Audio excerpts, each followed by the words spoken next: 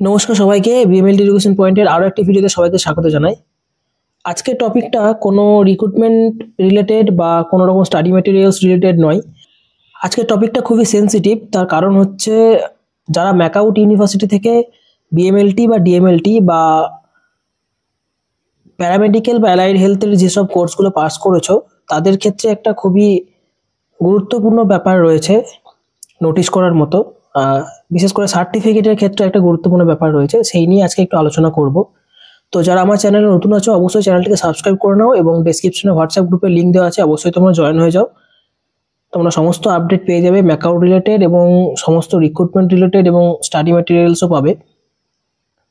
তো শুরুতেই বলি যে ম্যাকআউট বিএমএলটি ডিএমএলটি বা তার সাথে যেসব অ্যালাইড হেলথ কোর্সগুলো রয়েছে সেগুলোর ক্ষেত্রে যে সার্টিফিকেট দিচ্ছে সেটা হচ্ছে ডিজিলকারে।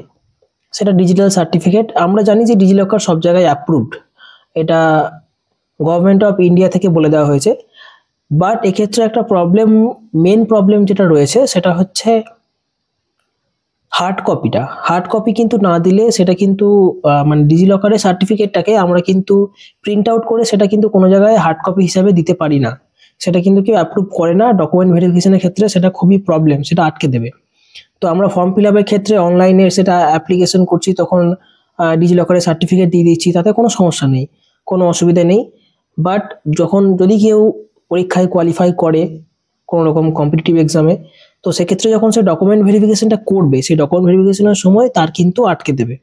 তো লাস্ট ম্যাকআউট যে সার্টিফিকেটটা দিয়েছে, মানে হার্ড কপি যেটা দিয়েছে, সেটা হচ্ছে 2022 সালে।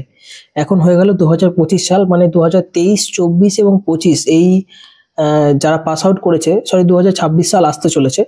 তো 2023, 24, 25-এর মধ্যে যারা পাস আউট করেছে তাদের কিন্তু এখন অবধি কোনো রকম হার্ড কপি প্রোভাইড করা হয়নি। একমাত্র মার্কশিটগুলোকে অরিজিনাল হার্ড কপি দিয়েছে, বাট যে সার্টিফিকেট রয়েছে সেটার কিন্তু কোনো রকম হার্ড কপি নেই। এমনকি ডিজিলকারে যে সার্টিফিকেটটা দেওয়া আছে সেটা হচ্ছে প্রভিশনাল সার্টিফিকেটটারই মতো দেখতে একটা কপি, ঠিক আছে? জাস্ট ওখানে ডিজিটালি সাইন বলে লেখা আছে, আর কিচ্ছু নেই। তো সেটা ফর্ম ফিল আপের ক্ষেত্রে করা যেতেই পারে, কোনো অসুবিধা নেই, ওখানে কিন্তু কোনোভাবে আটকায় না। বাট ভেরিফিকেশনের সময় কিন্তু সেটা আটকে দেবে, ঠিক আছে?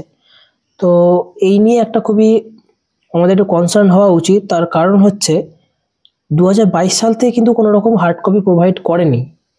তো 2022 হচ্ছে লাস্ট, 2023 সাল থেকে করেনি, 2022টা লাস্ট দিয়েছে। তো সেটা আমাদের কাছে খুবই একটা বড় প্রবলেম। ম্যাকআউটের যারা স্টুডেন্ট রয়েছে তাদের কাছে কিন্তু এটা খুব বড় প্রবলেম। এমনকি তোমাদের যে কলেজগুলো রয়েছে, প্রত্যেকে বিভিন্ন কলেজ থেকে পড়েছো, আলাদা আলাদা প্রাইভেট কলেজ। তো প্রত্যেকটা কলেজ থেকেই যারা তোমাদের কলেজ কর্তৃপক্ষকে বললেও কিন্তু কলেজ থেকেও সেটা ব্যবস্থা করতে পারবে না। তার মেন কারণ হচ্ছে ম্যাকআউটের কোনো একটা হয়তো ভিতরের প্রবলেম রয়েছে, যেই কারণে তারা কিন্তু কোনো রকম সার্টিফিকেট হার্ড কপি প্রোভাইড করছে না। বিশেষ করে বিএমএলটির ক্ষেত্রে তো করছেই না, ঠিক আছে? ফোন করে জিজ্ঞেস করলে তারা বিভিন্নভাবে কথা ঘুরিয়ে দিচ্ছে, তাদের কোনো রকম ঠিক মতো উত্তর নেই যে কি হবে, কবে কি হবে কমপ্লেন করলে।